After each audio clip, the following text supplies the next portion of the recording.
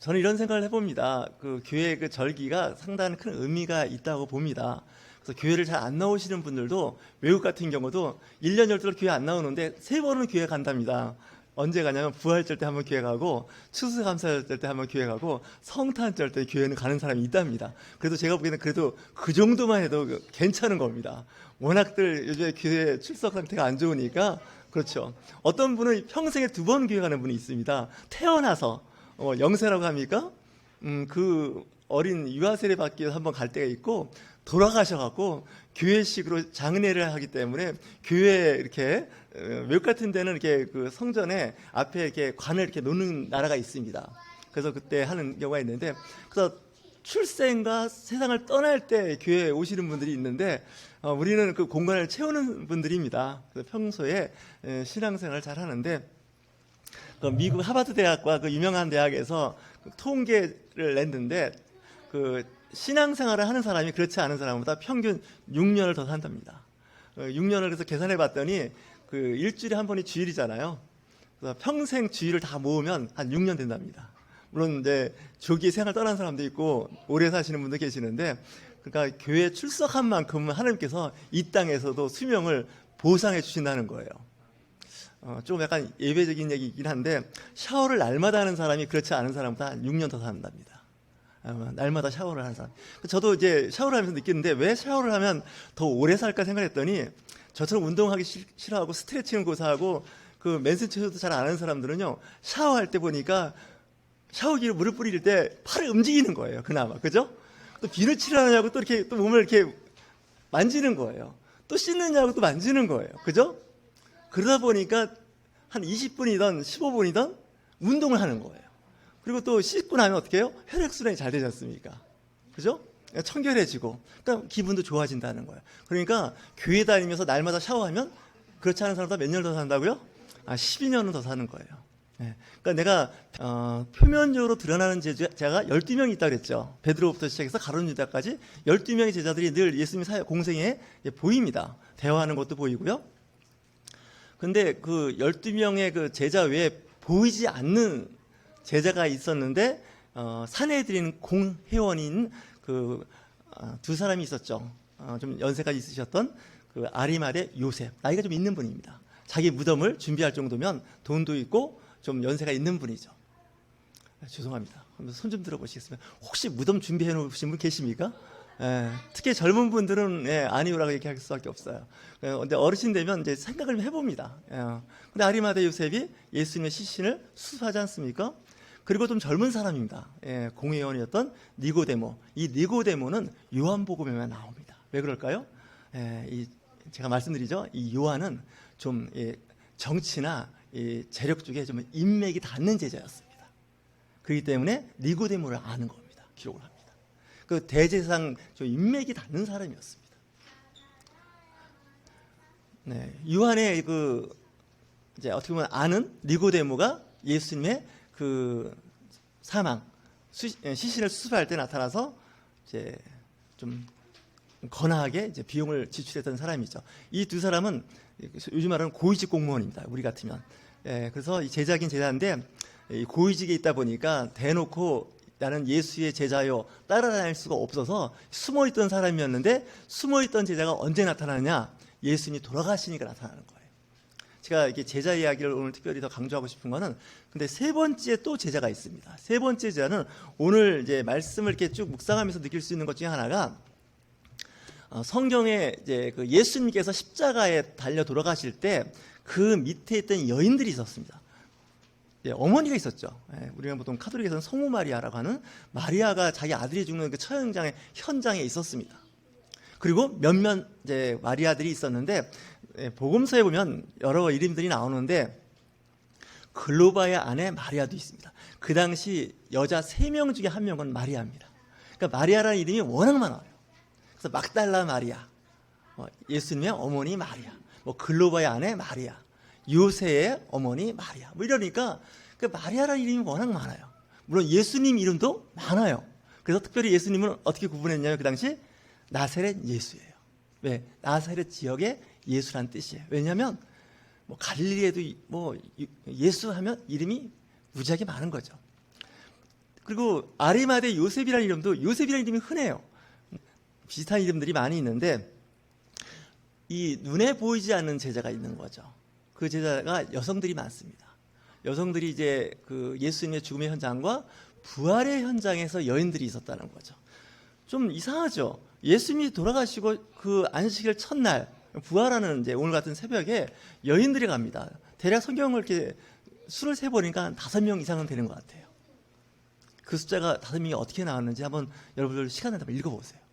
5명 정도 여인들이, 남자는 없습니다. 새벽에 향품을 갖고 예수님의 무덤을 갔더니 예수님의 무덤에 그 돌이 굴러져 있는 거예요. 그리고 그 안에 이상하다, 시신이 어디 갔을까? 뭐 이런 이제 그 시신, 뭐 우리 이제 요즘 안 좋은 용어로 그러면 사체 유기입니다. 그 시체가 어디 갔냐는 거예요. 분명히 이 그 굴에 아리마대 요셉이 그래도 한 번도 안 쓴 그 무덤에 큰 돌로 굴려서 입구를 막았는데 이거 어떻게 된 거냐는 거예요. 전날이 이제 안식일이었기 때문에 더 의심이 가는 거예요. 안식일 날은 아무도 안 움직이지 않습니까? 그쪽 사람들이. 그러니까 보나마나 그 안식일 누군가 와서 시신을 가져가지 않았을까? 뭐 이런 거죠. 그래서 예수님의 그 부활에 대해서 그 당시 예루살렘에서는 소문이 무성하기 시작한 거예요. 한번 그때를 한번 상상을 해보십시오. 일부 제자는 예수님을 봤다는 거예요. 특히 그 막달라 마리아부터 시작해서 여인들이 봤다는 거죠. 그래서 예수님의 그 제자들 숨어 있는 곳에 가서 예수님이 부활했다고 이야기를 하니까 예수님의 그 제자들은 이제 숨어 있는 거예요. 거기에 10명이 있는 거죠. 근데 10명만 있는 게 아니라 거기에 몇몇 제자가 더 있었어요. 거기 가고 예수님이 살아났다고 얘기하니까 이제 시몬 베드로와 요한이 둘이서 막 달려갑니다.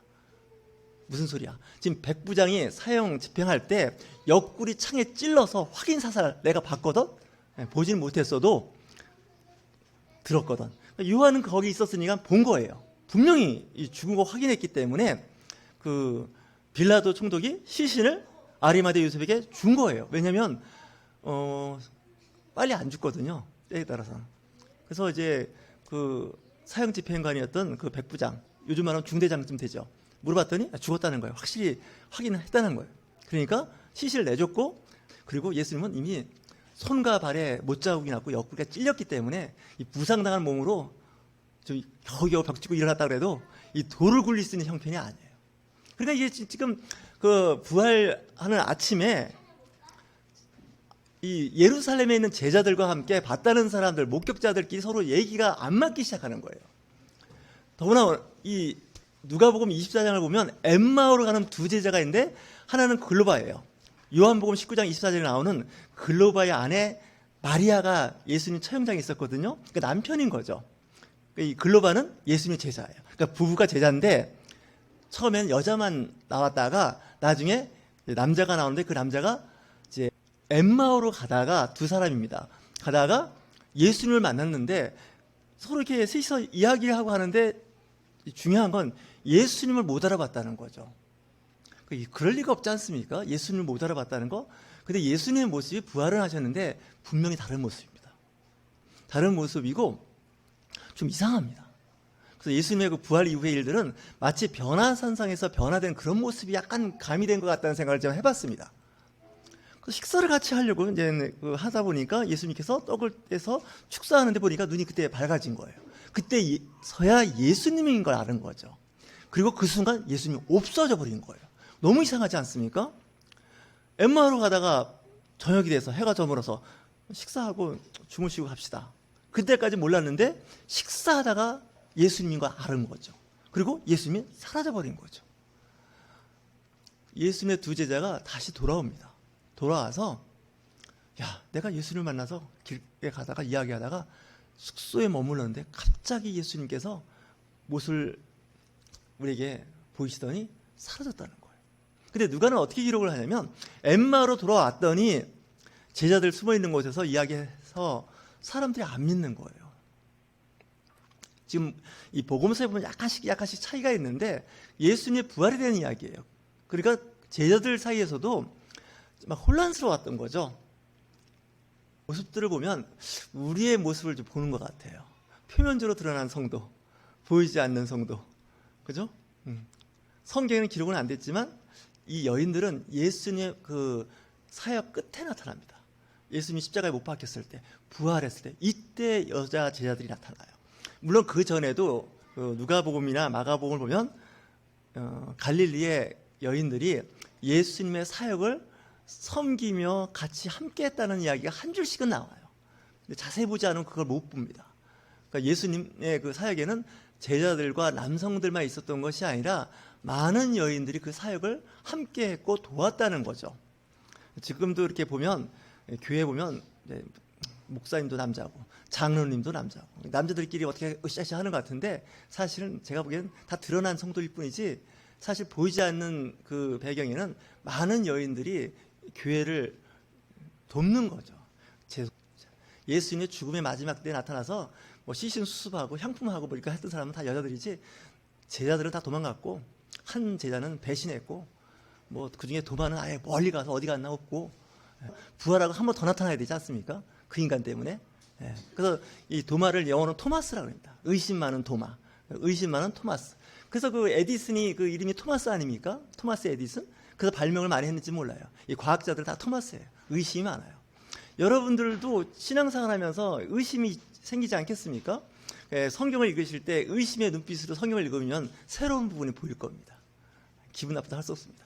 의심의 눈빛으로 보시면서 성경을 한번 일독이독 해보세요. 맨날 믿는 마음으로 보지 마시고. 목사가 할 말은 아닌 것 같은데 굉장히 중요한 부분이에요. 다른 시각으로 보면 성경은 다른 여러분들이 10번, 50번 읽어도 못 보는 부분을 볼 수가 있습니다. 성경은 이래서 신비하고 참 재밌는 책입니다. 저는 가끔 성경을 수면제라고 그러는데 성경책만 피면 졸음이 오지 않습니까? 그것도 그냥 강력 수면제 아닙니까? 한 페이지를 넘기기 어려운 거예요. 한 장을. 그만큼 이 성경이 좀 어렵습니다. 재미없다고 생각하는데 의심의 눈빛으로 보면요 정신을 똑바로 차려야 되거든요. 잘 보입니다. 안 졸립니다. 은혜 받으려고 하려고 하니까 졸리는 거죠. 말씀이 이상하게 꼬이는 것 같지만 사실 진짜예요. 잘 보세요. 그래서 이 예수님의 그 제자들과 그 숨은 제자들 그리고 진짜 존재감이 없던 그 제자들에 대한 그 모습이 예수님의 처형과 부활 사건에서 자세히 나옵니다. 다시 얘기해서 우리는 눈에 보이는 표면적인 어떤 그런 가시적인 교회의 모습에 굉장히 의미 부여를 하는데 그렇지 않은 게 더 많아요, 사실은요. 그러니까 예수님은 외롭지 않은 분이었다는 생각을 해봤어요. 12제자도 있었지만 그 외에 많은 제자들이 있었어요. 그 수가 엄청나요, 사실 보면. 그러니까 예수님이 가장 사랑했던 제자는 3명이었던 것 같아요. 베드로와 야고보와 요한이에요. 왜 그랬냐면 변화산상에 올라가실 때 12제자를 다 데려가는 게 아니라 3명을 데리고 가죠. 물론 다 데려갈 수도 있었지만 그 밑에 많은 사람들이 있으니까 좀 그쪽도 좀 신경 쓰라고 했는지도 몰라요. 그리고 또 그 야이로의 그 회장당의 딸이 죽었을 때 그 3제자만 데리고 들어갑니다. 그러니까 좀 가까이 있는 제자가 있어요, 사실. 그리고 12제자가 있고 또 자세히 보니까 그 70명을 세워갖고 거기도 제자라고 되어 있습니다. 70명을 세워서 2명씩 병 고치고 귀신을 내쫓도록 파송하는 일이 있습니다.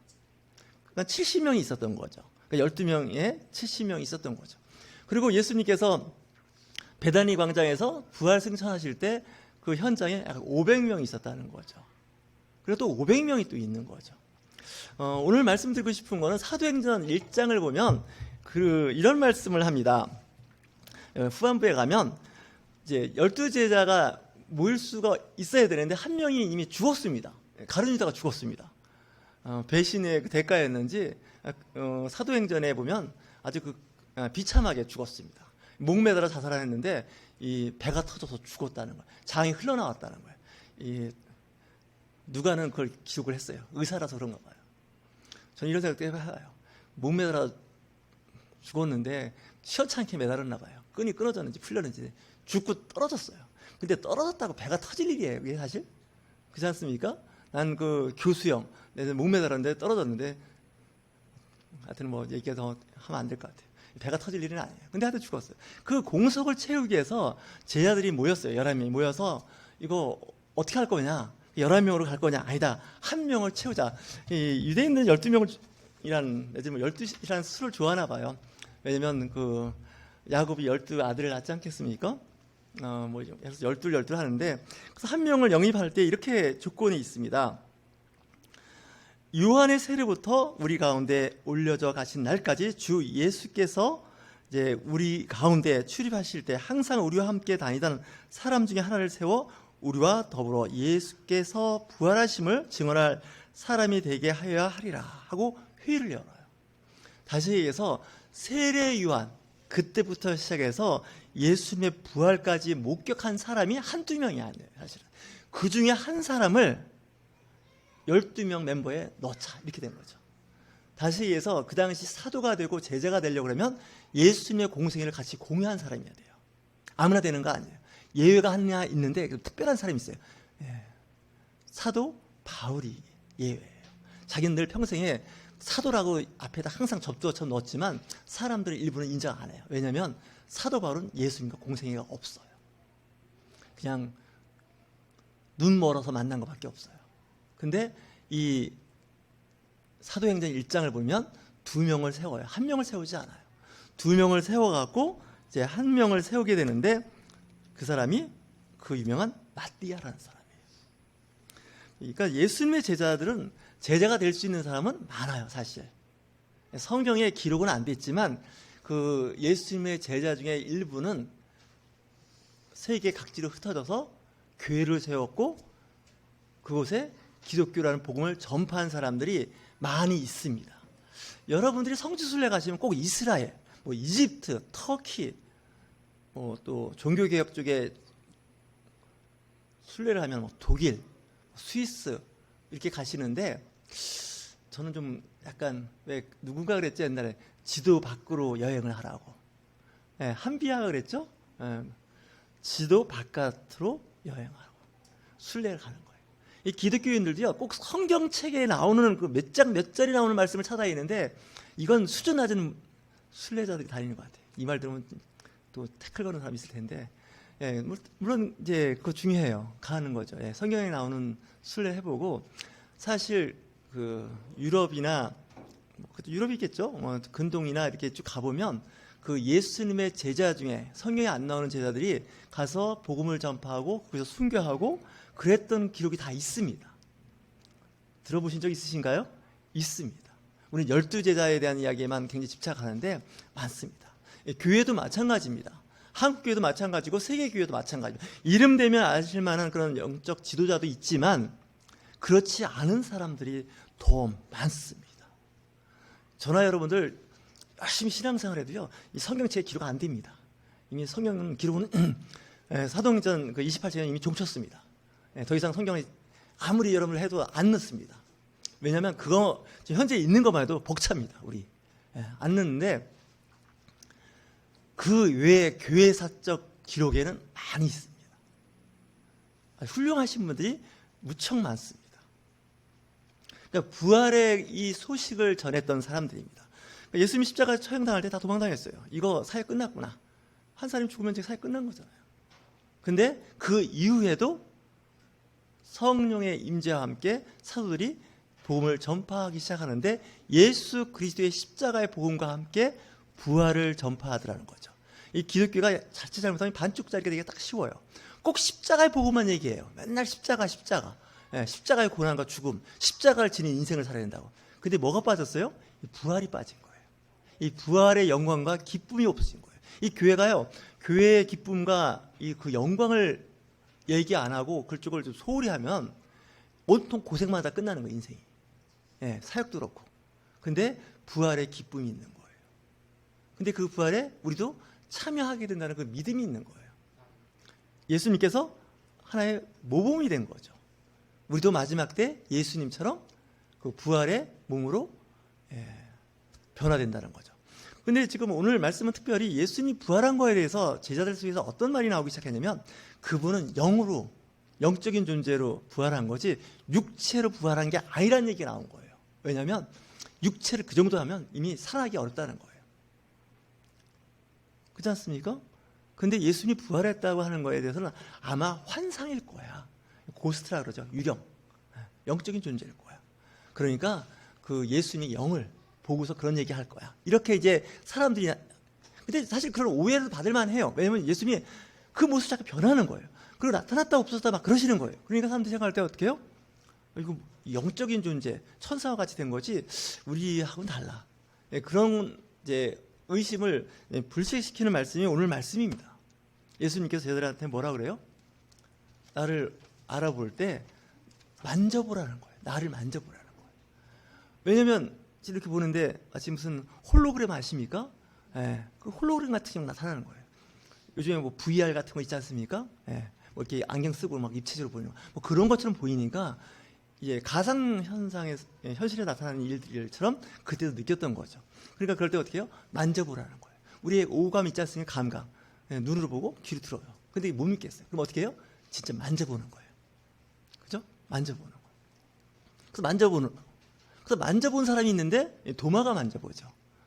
왜냐면 예수님 부활했다 그러니까 머리 혼자 쉬었다가 아예 안 돼. 나는 진짜 그분 봐야 돼. 봐도 안 돼. 일단 만져봐야 돼. 왜? 육체는 몸을 이제 가지고 있으니까 촉감이라는 게 있으니까. 그래서 오늘 말씀이 그거 아닙니까? 만져보라는 거예요. 의심되는 사람 만져보라는 거예요. 거기다 또 확인 사살하는 게 있어요. 너 먹을 거 없냐는 거예요. 그럼 있다고. 먹다 뭐. 그 드신다는 거예요.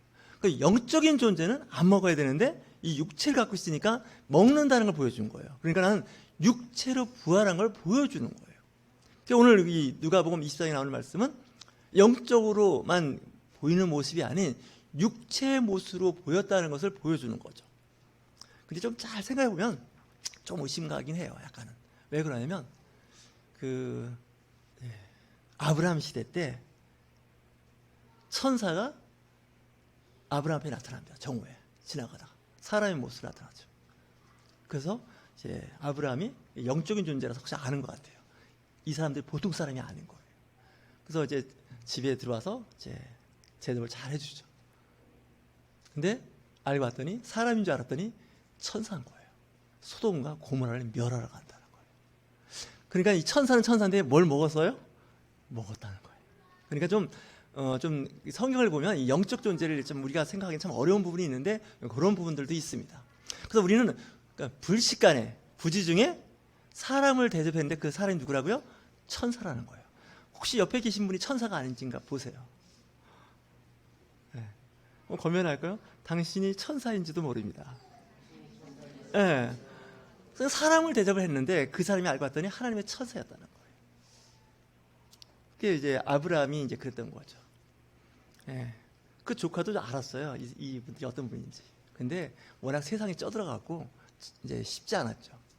그러니까 성경은 우리가 생각하는 것 같지 않게 이렇게 아주 신비로운 구석이 많습니다.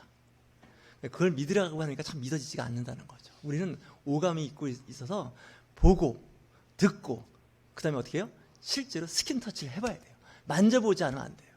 그래서 저는 사실 자연과학자라고 늘 사람들 얘기를 해요. 이 과학하는 사람들 의심이 많고 질문하는 습관이 있는데 저는 그래요.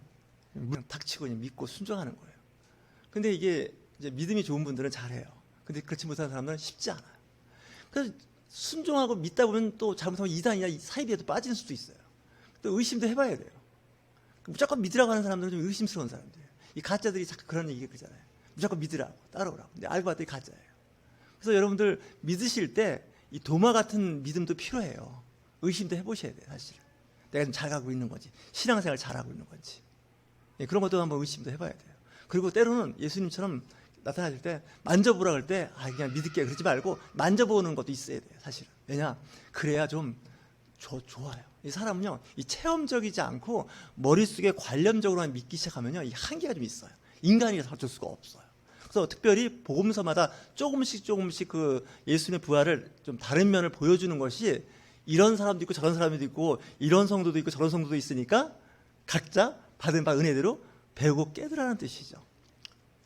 특별히 사도 바울도 고린도교에 편지 쓸 때 그런 얘기를 합니다. 부활의 그 주님을 믿으라는 거죠. 이 부활이 없으면 우리는 세상 사람에 비해서 굉장히 비참하다는 거예요. 그렇지 않습니까? 많은 시간과 공을 들여서 신앙생활을 했는데 이 부활이 없다 그러면 이거 뭐냐? 예수님 당시에 부활을 믿지 않는 그 교파가 있었죠. 사두개파입니다. 이 사두개파가 제사장 계열이었어요. 예수님의 부활을 안 믿어요. 자기 부활 다 안 믿어요. 천국도 안 믿어요. 이 세상에 사는 게 전부라고 믿는 사람들이 예수님 당시에 사두개파였어요. 근데 큰 교세를 갖고 있었거든요. 근데 한국교를 자세히 보니까 이 부활과 하나님 나라를 믿지 않는 이 사두개파적 기독교인들이 있다는 걸 저는 알게 됐어요. 왜? 천국과 부활을 믿지 않으면 사두개파입니다. 예수님한테 질문하지 않습니까? 천국이 있다 그러면 7명의 그 아들이 있는데 형이 다 죽어서 동생이 형수하고 다 결혼해서 살았는데 애까지나 살았는데 천국 가면 그 부인이 누구의 부인이 되겠냐고. 예수님께서 뭐라 그래요? 너희들이 성경을 오해했다는 거예요. 천국에는 결혼하지 않는다는 거예요. 자녀 낳으려도 못 낳습니다. 미안하지만. 그건 다 불임인 사람만 있는 거예요. 천국은. 다시 얘기해서 애를 낳고 전도하고 그런 건요. 이 땅에서 갖고 있는 특권입니다. 여러분 천국 가서 전도하게 되는 분은 이 제정신이 아닌 겁니다. 거긴 이미 그런 거 다 끝난 겁니다. 내가 천국 가서 봉사하겠다. 여러 가지 뭐 구제하겠다. 그거는 진짜 뭔가 번지 잘못. 그건 이 땅에서 할 수 있는 일이 있고요. 천국 가면 할 일이 따로 있습니다. 그래서 이 땅에서 할 수 있는 일들을 저와 여러분들이 함께 하시길 주의 이름으로 축원합니다.